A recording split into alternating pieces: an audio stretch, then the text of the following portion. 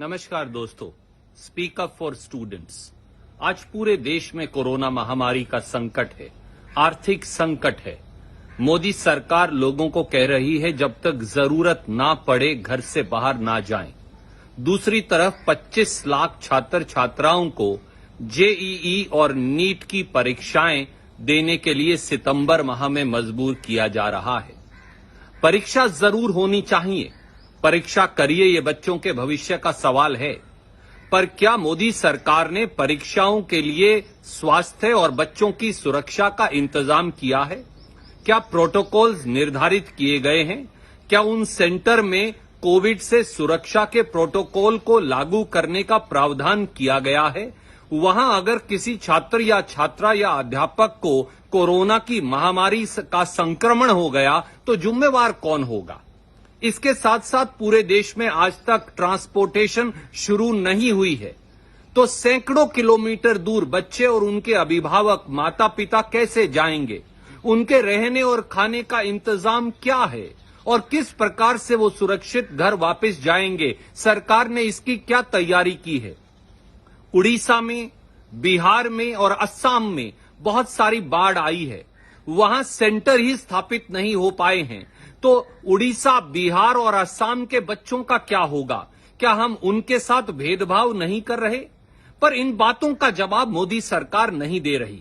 इसलिए आइए ये सुनिश्चित करें कि जेईई और नीट की परीक्षा भी हो और हमारे छात्रों का भविष्य सुरक्षित हो और उनकी सेहत से कोई खिलवाड़ ना करे। मोदी सरकार सब पक्षों से बात करे और इसका सार्थक हल निकाले, तभी जेईई और नीट की परीक्षा हो। अन्यथा बच्चों की जिंदगियों को इस प्रकार से खतरे में ना डालें। आइए स्वर से स्वर मिलाएं और हमारे देश के भविष्य, हमारे नौजवानों के साथ खड़े होकर स्पीक अप फॉर स्टूडेंट्स, आइए सबके साथ बोलकर सरकार को बाध्य करें कि वो बच्चों की सुरक्षा और उनके स्वास्थ्य से खिलवाड़ ना करे। धन्यवाद। जय Hind.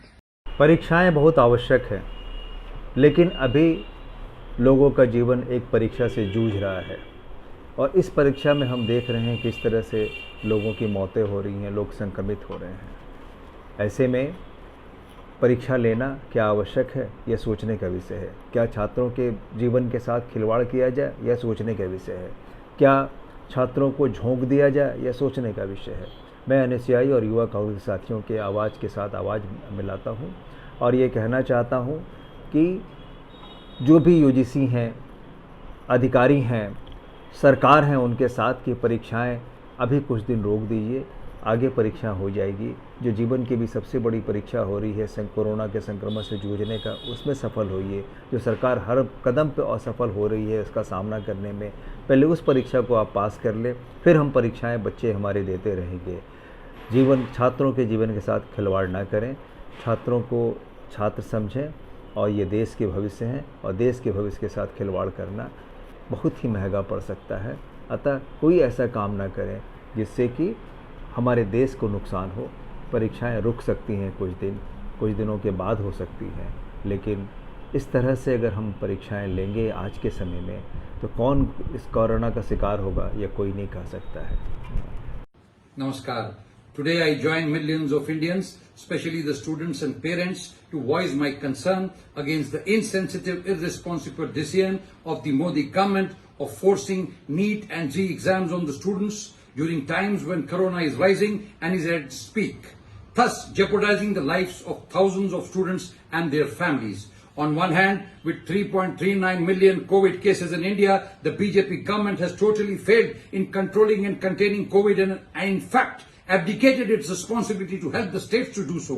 On the other hand, without any infrastructure in place, no transportation accommodation facilities in remote and rural areas, limited examination centers located at distant places, with no safe social distancing space, floods in some states, the anti-students Modi government is taking the mindless dictatorial decision of forcing exams on students.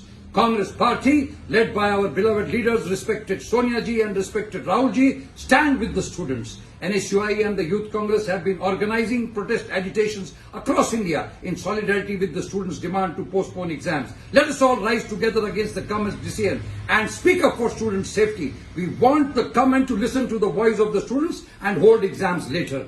यातायात के साधन नादारात, रहने के ठिकानों को पड़ा अकाल, जेबें खाली, कहीं बाढ़ की मार, ऊपर से कोरोना का बढ़ता हाहाकार। विद्यार्थी आएंगे कैसे, रहेंगे कहां, कोरोना का खतरा हल पर जहां। इन मुद्दों से आंखें मीची, जीवन से महंगी जिद है इनकी। देखो ये नाकारा मोदी सरकार पर है बस एक भूत सवार, मासूम विद्यार्थियों की गर्दन पर टांग दी नीट और जी की परीक्षा की तलवार। परीक्षा थोड़ी देर से सही, तुम्हारा क्या जाएगा, अगर एक भी छात्र को हुआ कोरोना तो जिम्मेदारी कौन उठाएगा। जिस देश में फैलाया तुमने अंधकार, ये छात्र ही लगाएंगे उसका बेड़ा पार। मोदी जी बाज आओ तानाशाही से, मत खेलो खून और शाही से। विद्यार्थियों की मर्जी चलने दो, कुछ दिन परीक्षा टलने दो, कुछ दिन परीक्षा टलने दो। जय हिंद, विद्यार्थी एकता जिंदाबाद।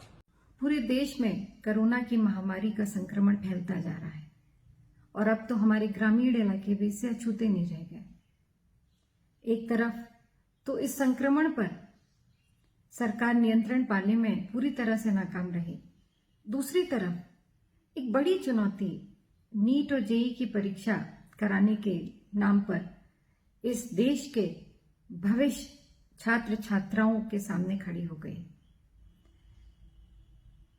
आवश्यक है कि हमारे देश का भविष्य उज्जवल हो, पर क्या उसके लिए हम अपने नौजवानों की, अपने देश के भविष्य को खतरे में डाल दें, उनकी जिंदगियों को खतरे में डाल दें। आवश्यक है कि सरकार को अपना हट छोड़कर, अपनी जिद छोड़कर छात्र छात्राओं की जो इस परीक्षा को देने जा रहे हैं और उनके अभिभावकों की चिंताओं को समझें और नए विकल्प तलाशें, ताकि हमारे देश का भविष्य उज्जवल भी रहे और सुरक्षित भी रहे। नमस्कार। केंद्र सरकार ने जो जेईई और नीट एग्जाम लेने की निर्णय लिया है, निश्चित तौर पे ये जो निर्णय है इस कोरोना की महामारी में एक बहुत बड़ा सबको नुकसानदायक ये निर्णय हो सकता है, क्योंकि इस पेंडेमिक में जिस प्रकार इस एग्जाम के लिए बहुत से लोगों को अपने जिलों से दूसरे जिलों में, बड़े शहरों में जाना पड़ेगा, तो और इसमें उनके परिजनों के साथ एक भीड़ इकट्ठा होने वाली है और ऐसे में ये पेंडेमिक की एक बहुत गंभीर समस्या, सबको हेल्थ के प्रॉब्लम्स बन सकते हैं। तो दूसरी सबसे इम्पोर्टेंट इस देश के अगर सभी लोगों की जो स्थिति है, आर्थिक स्थिति, उसको अगर हम देखते हैं तो जो गरीब तबका है, जो दूसरे जिलों में जिनको जाके एग्जाम देनी पड़ेगी, बड़े महानगरों में जाने के एग्जाम देने के लिए पड़ेगी, तो उन लोगों को वहां एग्जाम को जाने के लिए, ट्रैवल करने के लिए कम से कम 12, 14, 15 घंटे, 20 घंटे लगते हैं। तो वो लोग वहां जाके, उनके रहने की व्यवस्था नहीं है, खाने की व्यवस्था नहीं है और पर्याप्त उनके पास कोई वहां की साधन भी वहां रुकने के वहां उपलब्ध नहीं है। तो उन बच्चों को कम से कम 15-20 घंटे का ट्रैवल करके एग्जाम लोकेशन पे पहुंचना पड़ेगा। तो ऐसी स्थिति में वो कैसे नॉर्मल बच्चों के साथ कॉम्पीट कर सकते हैं। तो ये एक बहुत बड़ा गरीब जो बच्चे हैं, उनपे, विद्यार्थी है, उनपे बहुत बड़ा अन्याय हो सकता है। तो इसलिए मैं केंद्र सरकार का अनुरोध करना चाहता हूं कि इसका पूरी गंभीरता से विचार करें और इस एग्जाम को अगर वो रोकेंगे तो ये सब भारतीयों के साथ न्याय होगा। नमस्कार।